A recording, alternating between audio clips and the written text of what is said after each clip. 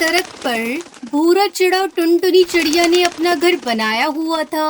टुनटुनी चिड़िया ने अंडे दिए हुए थे। वो दोनों बहुत खुश थे और अंडों की खूब देखभाल कर रहे थे। टुनटुनी चिड़िया किचन में नाश्ता बना रही होती है कि एकदम बादल गरजने की आवाज आती है। लगता है आज मौसम बहुत खराब है। आज बहुत तेज बारिश होगी और बारिश के साथ तो बिजली भी चमकेगी। कहीं बिजली की चमक से मेरे अंडों को कोई नुकसान ना पहुँचे। मैं जल्दी से नाश्ता बनाकर अंडों के पास जाती हूँ और उनका ख्याल रखती हूँ ताकि उन्हें कोई परेशानी ना हो। इतने में भूरा चिड़ा किचन में आता है और टुनटुनी चिड़िया से कहता है, टुनटुनी, तुमने अंडों को तो अच्छी तरह से ढाँप दिया था ना? जी, मैंने अंडों को अच्छे से ढाँप दिया था। आज मौसम बहुत खराब है। बहुत तेज बारिश होगी और साथ में बिजली भी चमकेगी। कहीं बिजली के चमकने से हमारे बच्चों को कोई नुकसान ना पहुँचे। मुझे बस इस बात का डर है। जब तक तुम नाश्ता बना रही हो, मैं अंडों की देखभाल करता हूँ। ये कहकर भूरा चिड़ा अंडों के पास चला जाता है। जी भूरा जी, आप अंडों के पास जाइए और उनका ध्यान रखिए। मैं आपका नाश्ता लेकर वहीं आती हूँ। भूरा चिड़ा अंडों के पास बैठा होता है। टुनटुनी नाश्ता लेकर आती है और दोनों नाश्ता करते हैं। इतने में शाम हो जाती है और तेज बारिश होने लगती है और बारिश के साथ बिजली भी चमकती है। टुनटुनी चिड़िया भूरा अंडों को लेकर एक बंद कमरे में चले जाते हैं। बहुत तेज बारिश हो रही है और साथ में बिजली भी चमक रही है। मुझे बहुत डर लग रहा है। कहीं बिजली चमकने से हमारे अंडों को कोई नुकसान ना पहुँचे। हे ऊपर वाले, तुझसे यही दुआ है, मेरे अंडों की हिफाजत करना। नहीं टुनटुनी, तुम डरा मत करो। हमारे अंडों को कुछ भी नहीं होगा। इसी तरह दोनों दुआएं करते रात गुजारते हैं और सुबह हो जाती है और मौसम बहुत सुहाना हो जाता है। और टुनटुनी चिड़िया जब सुबह अंडों के पास जाती है तो अंडे हिल रहे होते हैं और अंडों में से बच्चों की आवाजें आ रही होती है। देखिए जी, हमारे अंडे हिल रहे हैं और अंदर से बच्चों की आवाजें भी आ रही हैं। अरे हाँ, अंडे तो वाकई में हिल रहे हैं। अंडों से बच्चे आने वाले हैं और शाम तक अंडों से बच्चे निकल आएंगे। टुनटुनी, तुम आज शाम का खाना जल्दी बना लेना और बच्चों के लिए नरम नरम खिचड़ी भी बना लेना। बच्चे जब शाम को निकलेंगे तो इन्हें बहुत भूख लगेगी। जी, मैं शाम का खाना जल्दी बना लूंगी, आप फिक्र ना करें। टुनटुनी चिड़िया शाम का खाना बनाने किचन में आ जाती है और बच्चों के लिए नरम खिचड़ी भी बना लेती है। इतने में शाम हो जाती है और अंडों में से बच्चे निकल आते हैं। देखने में सारे बच्चे बिल्कुल सेहतमंद नजर आ रहे होते हैं। भूरा चिड़ा बच्चों को देखकर कहता है, शुक्र है, हमारे बच्चे बिल्कुल ठीक और सेहतमंद हैं। हाँ, शुक्र है ऊपर वाले का, हमारे सारे बच्चे तंदुरुस्त हैं। भूरा जी, आज मैं बहुत खुश हूँ। टुनटुनी चिड़िया बच्चों को खिचड़ी खिलाती है। बच्चों, खिचड़ी खा लो। ये लो खिचड़ी खा लो और खिचड़ी खाकर जल्दी से बड़े हो जाओ मेरे प्यारे बच्चों। टुनटुनी, बच्चों की खुशी में कल बिरादरी वाले परिंदे हमें मुबारकबाद देने घर आएंगे। तुम अच्छा सा खाना बना लेना और साथ साथ कुछ मिठाई और गुलाब जामुन भी बना लेना। खुशी के मौके पर सबका मुंह मीठा हो जाएगा। जी भूरा जी, मैं कल अच्छा सा खाना बना लूंगी सब पक्षियों के लिए। अगले दिन टुनटुनी चिड़िया सारे मजे मजे के खाने बना लेती है और साथ में कुछ मिठाई और गुलाब जामुन भी बना लेती है। शाम को सारे बिरादरी वाले परिंदे मुबारकबाद देने घर आ जाते हैं और बच्चों के लिए ढेर सारे तोहफे भी लाते हैं। आप दोनों को बच्चों की बहुत बहुत मुबारक हो। जैसे ही हमें आपके बच्चों को पता चला, हम मुबारकबाद देने चले आए। हमें बहुत खुशी हुई कि आप सब इस खुशी के मौके पर हमें मुबारकबाद देने आए।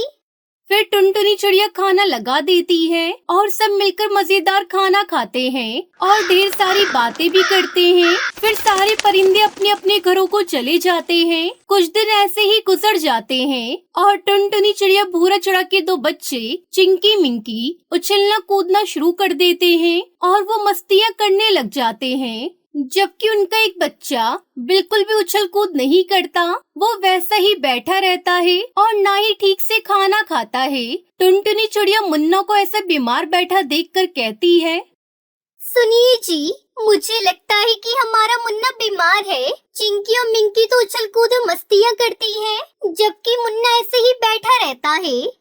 हाँ, मुझे भी बीमार लगता है। मैं ऐसा करता हूँ कि किसी डॉक्टर को बुलाकर लाता हूँ। डॉक्टर साहब दवाई देंगे तो मुन्ना बिल्कुल ठीक हो जाएगा।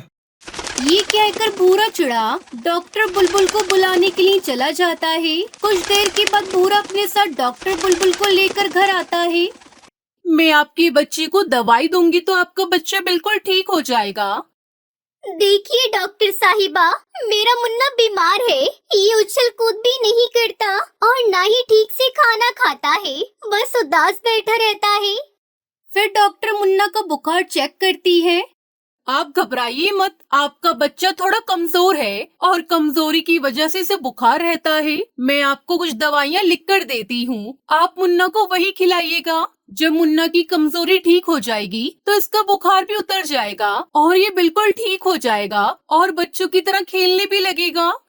इसके बाद डॉक्टर टुनटुनी चिड़िया को एक हेल्दी डाइट प्लान लिखकर देती है। फिर टुनटुनी चिड़िया अपने बच्चों के लिए डॉक्टर बुलबुल के बताए हुए हेल्दी खाने बनाती है और टुनटुनी चिड़िया उसे बातों में लगाकर खाना खिलाती है। और इस तरह मुन्ना कुछ दिनों में ठीक होने लगता है और वो भी अपनी बहनों की तरह उछल कूद और मस्तियाँ करने लगता है। और इस तरह कुछ दिनों के बाद मुन्ना बिल्कुल ठीक हो जाता है और इस तरह टुनटुनी चिड़िया भूरा चिड़ा अपने तीनों बच्चों को तंदुरुस्त और सेहतमंद देखकर बहुत खुश हो जाते हैं और फिर वो सब हंसी खुशी रहने लगते हैं।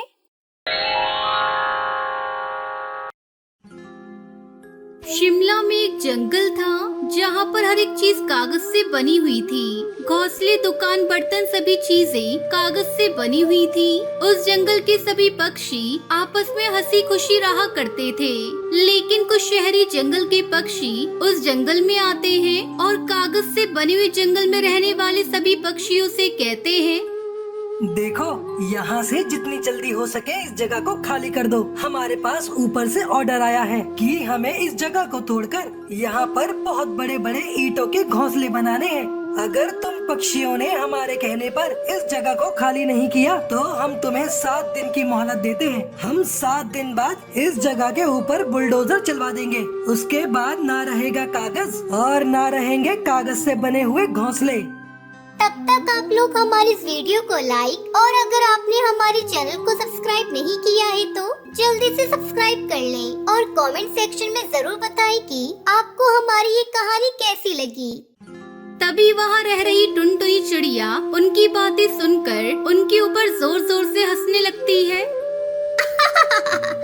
अरे तुम्हें क्या लगता है कि तुम हमें यहाँ से जगह खाली करने के लिए कहोगे और हम बहुत जल्दी यहाँ से जगह खाली करके चले जाएंगे। अरे यहाँ तो हम पैदाइशी रह रहे हैं, ये हमारा जंगल है और ये जंगल के घोंसले जादुई कागज से बने हैं। तुम जितनी भी कोशिश कर लो ये नहीं टूटेगा, इसलिए समझदारी यही है कि तुम यहाँ से चले जाओ, नहीं तो हमारी लाल परी नाराज हो जाएगी।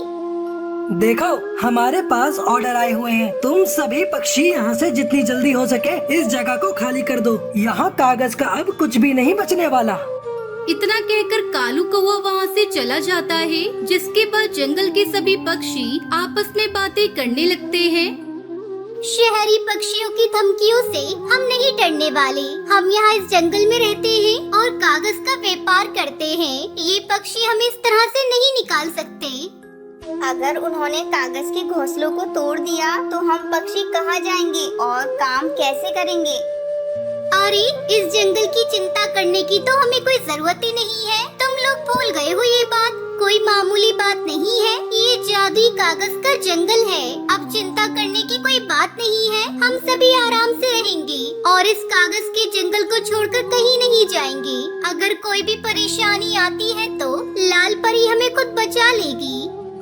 फिर जंगल के सभी पक्षी खुशी खुशी अपने घोंसले में चले जाते हैं। ऐसे ही धीरे धीरे पूरा एक हफ्ता बीत जाता है और एक हफ्ते के बाद शहरी पक्षी कागज के बने घोंसलों को तोड़ने के लिए आ जाते हैं। हमने तुम्हें 1 हफ्ते का टाइम दिया था, लेकिन तुम पक्षियों ने हमारी एक नहीं सुनी। अब तुम पक्षी यहाँ से कहीं जाओ ना जाओ, लेकिन हम इस कागज के बने हुए घोंसले के ऊपर बुलडोजर चलवा कर ही रहेंगे।